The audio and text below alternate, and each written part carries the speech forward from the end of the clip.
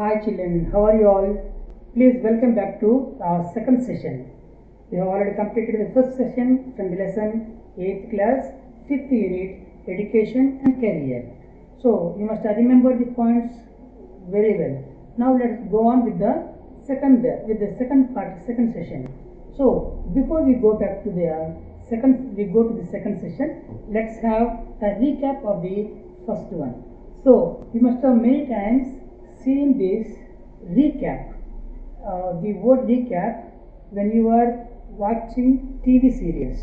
So you must have seen it, the word recap, and then they play all the previous one, the previously whichever the previous episodes they have completed.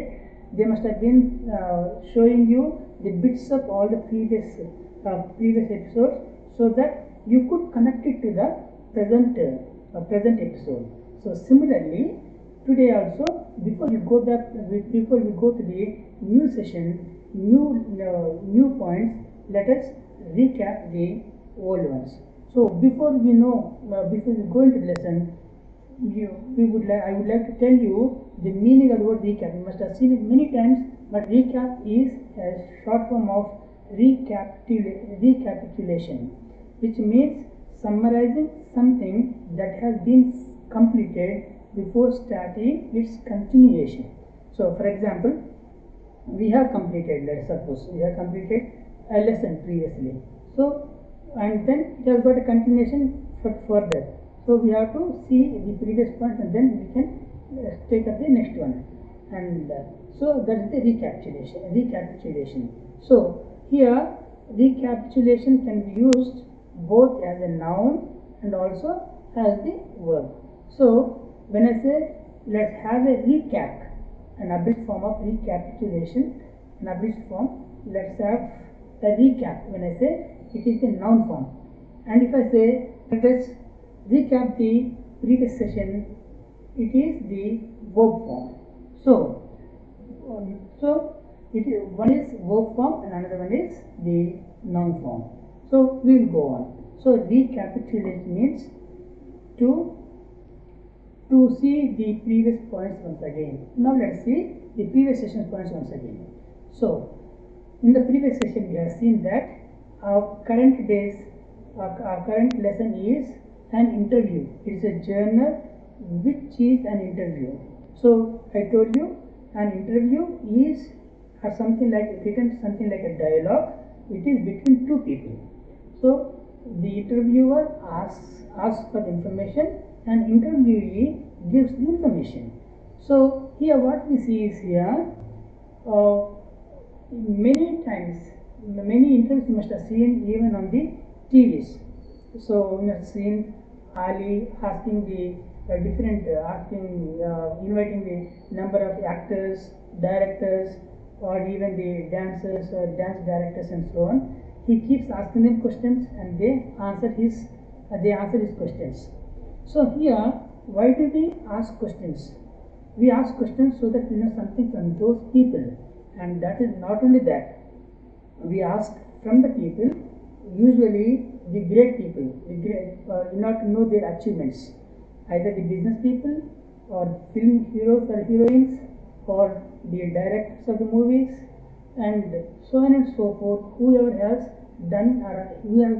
has achieved something great in their profession, something great in their life. From such people we take the interview. So here also today we have already seen a part of the interview between Bela Raja and also Hafiz the contractor. And who is the Bela Raja? Let's try to recollect it from the previous session. So Bela Raja is the editor of the Sparsh newsletter from the Valley School, Bangalore. And then Hafiz the contractor is a successful contractor. He has designed and constructed many beautiful skyscrapers. So that's why he has become very successful in his career. That's why we are going to see an interview between these two people today. And then before that, as I told you, we are going to sum up the points of the previous session. So, in the previous session we have seen that Hafiz the contractor had nightmares. Nightmares, I told you the meaning. The meaning of the nightmares is the having a disturbing dreams, having very scaring dreams. So he used to have the nightmares about himself attending the maths examination. Why he got nightmares about maths examinations? Because he knew nothing about the maths, because he never studied, he never practiced maths, so he had very disturbing dreams about the maths examination. And that's why that's the first thing that he would like to share with us, that he had nightmares about the maths examination. And second thing that he shares to us is that about his studies. He was very good student only in the first class and in the second class. And from the third standard, as he says, only in the first 2 years of my education I was a good student. So, and later on when he started his third standard and so on, he used to do very badly. He never studied. He lost interest in the studies. He was interested only in the games. He was interested only in going around, playing around. He was interested only in playing jokes and pranks on other people. And then how to do when the examination come? And when the examination come, he could not do well because he was all the time playing, and he was all the time playing jokes on the people. He was all the time interested in running around and so on. So in the examination he could not do well. That's why he used to copy in the examination. So he used to simply copy in the examination. And then, but when he reached his 11th standard, his principal called him one day, and then he gave him a very good advice. He said, "Your mother is working so hard in order to pay all your fees, because you don't have your father. She is working so hard in order to pay your fees, but you are only playing outside. You are not studying. So now, my dear son, this is the time. You should rise up to the occasion." So here I would like to tell you about the word, about the phrase, expression, rise up to the occasion. Rise up to the occasion means to do what is necessary at a particular time. So now that he is in the 11th standard, and what is necessary for him is to settle down, to study well, and then make a good path to settle down in life. So his principal asked him to rise up to the occasion and then prepare well for the oncoming examination. He told him to take care of himself, because so far he had been when he was in the high school, he has been a small child, and he could not take care of himself. But now that he has come to the 11th standard, he could take care of himself. That's why he told him to take care of himself and work hard in order to progress in his education. And some of the points we see here is that from that day onwards, after taking the advice from his principal, what he did was he has devoted all his time for just to study and nothing else. He was only eating and studying. He never stepped that year. He did not step into the game, into the field, into the playground. He was just staying there with his books, and he was studying. And then now and then only, as he mentions in the textbook, now and then he used to go to the temple and offer some prayers. And apart from that, he was all the time just studying and so on. And now we'll proceed to our today's lesson, which is on page number 72. So when I got a second class 50% in my SSC, my principal said, "Son, consider yourself as having got distinction. This is my memory of my school days." So what he says is, see, his principal, after calling him, he said, "My dear son, see, though you got just 50%, you consider yourself as having got distinction, that you got very good marks. So just forget of all your past, and hereafter, what you need to do is just dedicate yourself for the hard work, and then dedicate yourself for your studies," he said. So that was the good suggestion that he has given. And then these are all the memories that he has recollected from his when he was a student. So what he remembered? He remembered about the not getting interested in the studies, playing around, and then he was never interested in studies. When the examinations came, he did not study because he had not studied. That's why he used to copy and so on. Now that this is all the memories that he is trying to share with Velaraja and also all of us who are reading this. So, and then I did lots of other things. See, as far as my things are concerned, I can't remember. I forget things very easily. So, what he says is, see, when he read a book or when somebody taught him in the class, he never remembered things. He used to forget all the things that he has learned. See, that's what he says. I forget things very easily. To remember, I have to see things as a photograph. So if he has to remember certain things, he only remembers maybe entire page as one photograph, not small details, not the point wise. He used to remember everything as one photograph. I read a book. I can remember the matter as a photograph, but not through my mind. That's how it works. So his mind has a different way of working, a peculiar way of working. His way of working is that he never remembered things point by point. When he read a book, he remembered the entire page just as one paragraph, just as one photograph. So that's how he used to remember things. So now Miss Velaraja, the interviewer, is asking another question. When you were in school and you were doing badly, did the teachers pull you up and how did you feel? So here what she is asking is, generally when there are some children who are always noisy, mischievous, who do not attend to the classes properly, who are not attentive in the class, for such people, teachers usually put number of questions. Similarly, when you are not doing well, when you are doing very badly in the classes, then at the time when the teachers saw you, they must have pulled you up. They must have asked you questions. How did you feel? So for that, Hafiz the contractor says, I never felt anything on being pulled up. I used to be so interested in playing. I would receive a caning every week. So what he says is, he was never worried about teachers asking him questions because he did not know anything. He used to simply stand up, and because he was interested in the playing games and he never studied, he could not answer the teachers. So teachers used to give him caning. So we'll just go back to we'll go to the next question.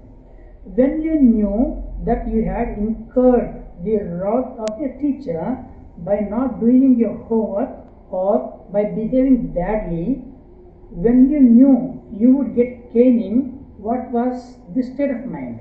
So when you know that when you have incurred the wrath of your teacher, that is when you have made your teacher angry by not doing homework or by misbehaving in the class, that is by behaving mischievously in the class but disturbing other people in the class, at the time when the teachers are beating you, when the teachers are caning you, caning means to beat you, what was your state of mind? So I would like to show you the meaning of the word caning with a picture here. So here the teacher is caning him, teacher is beating him with a stick. So this is called caning. Cane actually means the stick. So here he is caning him. Caning means to beat him. So here when your teachers know that you are not doing well in class and when they are beating you, what will be your state of mind? Will you be afraid? Because the teachers are beating you, will you be afraid? So for that he says, Hafiz the contractor. State of mind, just lift up hand and they would cane you. It would hurt badly and then I would have to forget about it because I would want to go and play.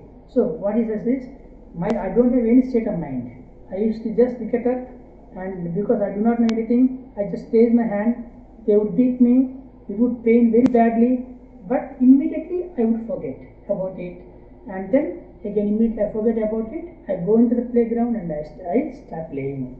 So I don't have any other state of mind other than this. So here we have come across the incur the wrath. So here, when you have incurred the wrath of a teacher, he says. So incur the wrath means make somebody angry. So here what he says is, to incur the wrath of a teacher means to make your teacher angry. So this is the meaning. Now, have you ever felt insecure or threatened? Now she is again asking the same question. What is the same question that she is asking? See, when your teachers pull you up, how did you feel? That's the first question. Next one is, when your teacher, when you could not answer properly, when they are beating you, when you are misbehaving in the class, if the teachers are beating you, what would be your state of mind? Now the third question is a very similar question. That is, have you ever felt insecure or threatened? When teachers are beating, have you ever been frightened or threatened? ఎప్పుడన్నా భయపడ్డావా? So they are asking you whether you have been frightened or threatened. I was just interested in playing and nothing else. So his answer has been the same right from the beginning. He was always interested in playing games. So even the teacher is asking a question, he used to stand up. He did not answer anything. He didn't answer anything. He used to raise his hand. His teachers used to beat him, and then immediately he used to forget and go and play. So here also he is telling us the same answer. He was just interested in playing and nothing else. So I was most interested in funny pranks. So he used to play pranks on other people. He used to make fun of other people, other students in the class. So he was just interested in doing that. Maybe he must have even done some pranks even on the teachers, on the students as well as on the teachers. So here he is giving us an example. One day I did not want to study. So I created a distraction. For 1 whole hour we played short police. So one day when they were in the study hall, he did not want to study. So what he did was, he distracted the entire class. He created distraction. He distracted the entire class. And then he started playing, and the entire class joined him. They all started playing. For 1 hour they played short police.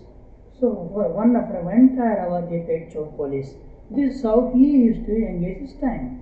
So we go on. So we go on to see some more things.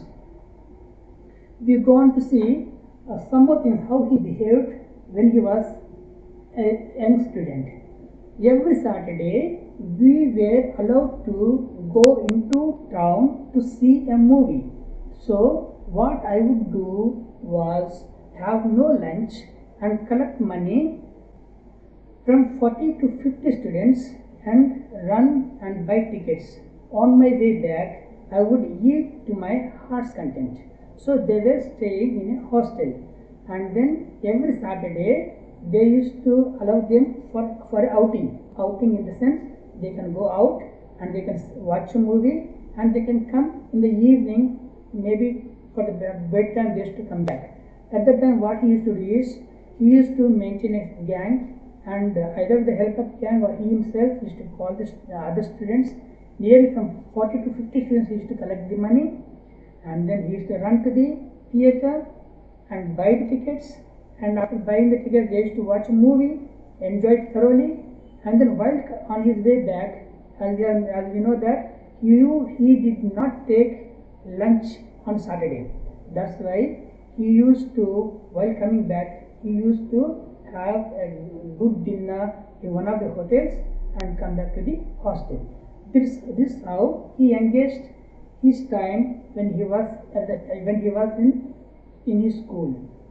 And what we come to know here is, he, apart from being interested in the games, apart from other disturbing the children, other children in the class, he also used to collect the money. He was also interested in watching the movies. He was also interested in such things, in eating outside and so on. So I used to be the leader of a gang. So he used to maintain a gang. They used to have a gang. We would have gang fights and plan strategies. These things used to interest me more than any academics.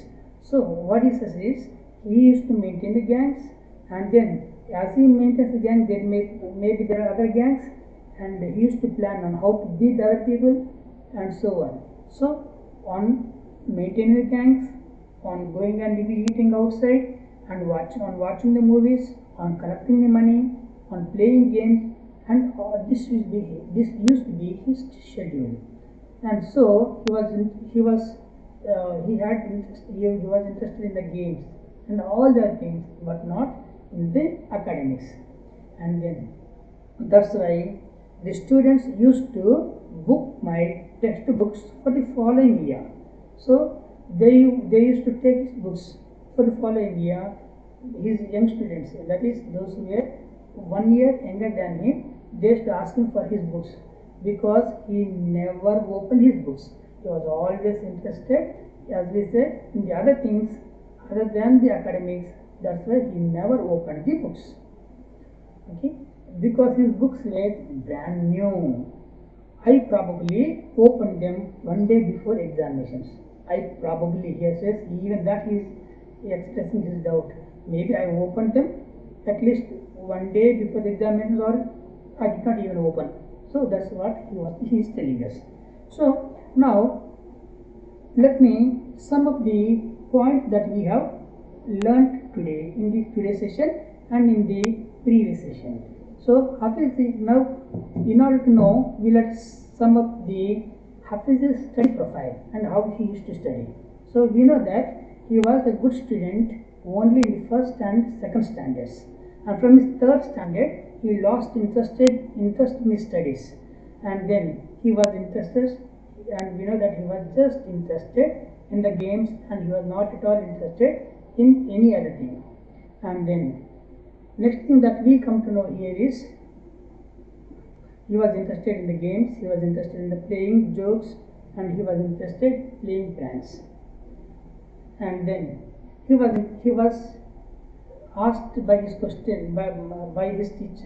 the questions in the class, but he never said anything. That's why his teachers used to beat him. And then he could not remember the things in detail. As he himself says, he could not remember the things in details. He could remember things only as a photograph. And how as a photograph? Let us suppose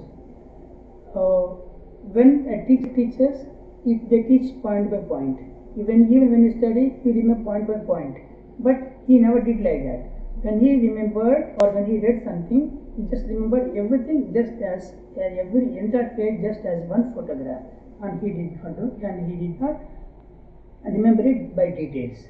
And next one is, he got only 50% in SSC, and we know that he was in his examinations, he was always copying, but this sort of copying was not allowed in the public examinations. Public examinations were conducted very strictly, so he could not copy in the public examinations.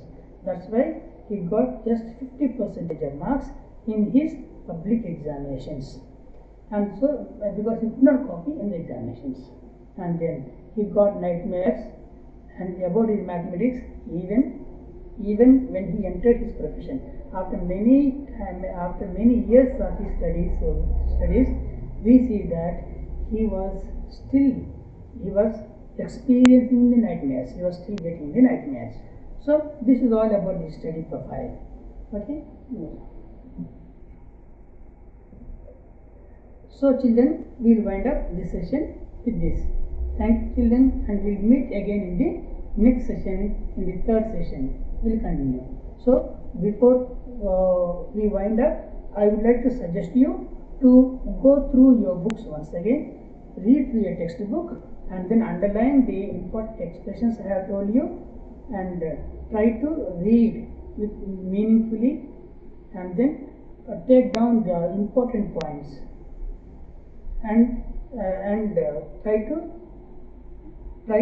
read once again and underline all the difficult expressions, and try to use all these new expressions, such as the expressions that we have seen earlier: incur the wrath of teacher, and then night, the word nightmares, and such things you try to use them in your regular usage.